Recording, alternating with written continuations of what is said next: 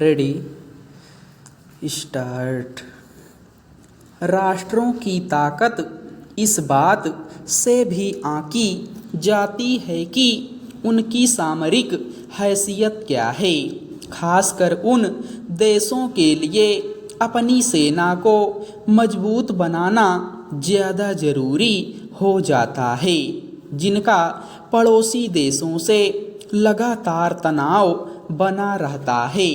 भारत को इसीलिए अपनी सामरिक शक्ति लगातार मजबूत बनाए रखनी पड़ती है कि उसे चीन और पाकिस्तान से लगातार चुनौतियां मिलती रहती हैं।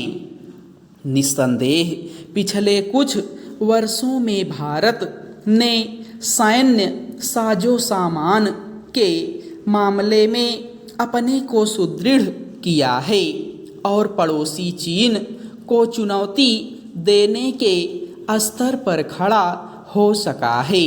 इसके लिए न केवल दूसरे देशों से उन्नत सामरिक संसाधनों की खरीद पर जोर दिया गया, बल्कि घरेलू विनिर्माण में भी सैन्य उपकरणों के उत्पादन पर बल दिया गया।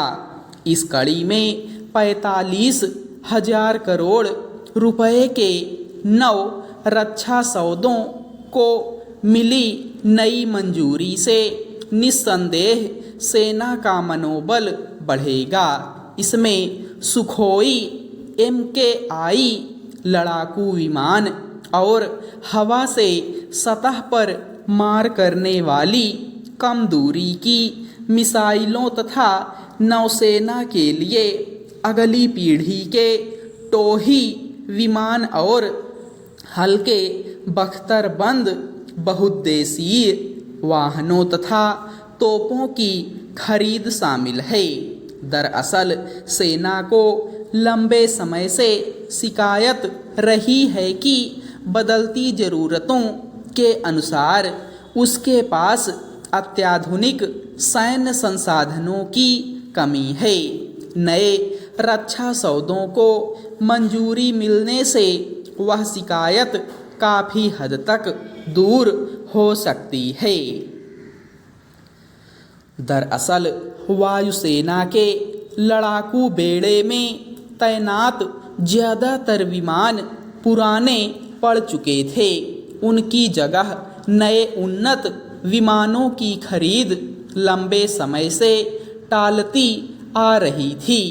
रफाल की खरीद से कुछ हद तक वह कमी पूरी हुई। अभी और नए रफाल आने हैं। सुखोई जैसे विमानों के आने से वायुसेना की ताकत और बढ़ेगी। बदलती सामरिक स्थितियों में वायुसेना की भूमिका ज़्यादा अहम होती गई है। इसलिए उसे अत्याधुनिक और उन्नत सामरिक संसाधनों से लैस करना ज़्यादा ज़रूरी माना जाता है। इसी तरह नौसेना और थल सेना को भी अत्याधुनिक साजो सामान से लैस किया जा रहा है।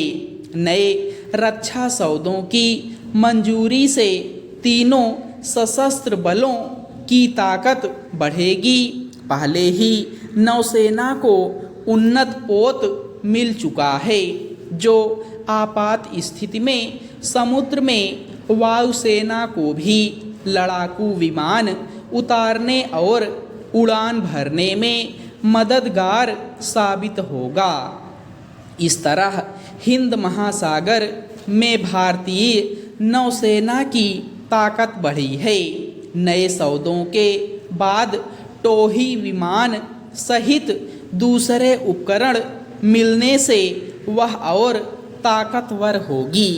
उत्साहजनक बात यह भी है कि दूसरे देशों से सामरिक साजो सामान खरीदने के साथ साथ आत्मनिर्भर भारत अभियान के तहत स्वदेशी तकनीक का इस्तेमाल भी इस देश में हो रहा है और कई उपलब्धियां हासिल हुई हैं।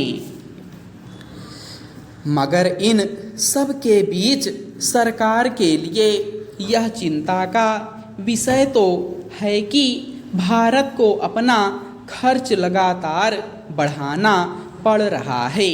इस समय रक्षा बजट 3 लाख करोड़ रुपए से ऊपर है।